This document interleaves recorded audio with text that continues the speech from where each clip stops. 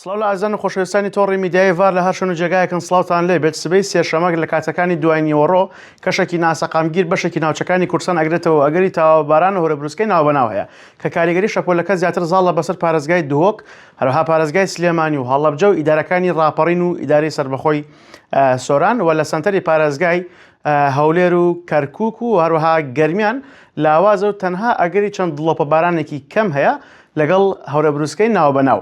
لە ناوچەکانی دیکە وەکو باسم کرد لە دهۆک، سلێمانی، هەڵەبجە، سۆران، ڕاپەڕین ئەگەری هەیە بڕی بارانبارین 5 تاوەکو 12 میلیمەتر باران بێ هۆرەبروسکەشی لەگەڵەوە هەتا کاتەکانی شەو بەردامە پاشان بەگشتی کۆتایی پێدە.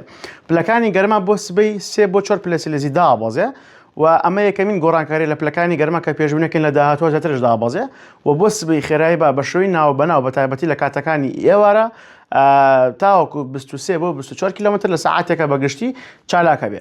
بۆیە سبەی دوای نیوەڕۆ لە ناوچەکانی ئاماژە پێکراو کە شەهۆ ناسەقامگیرە بێ.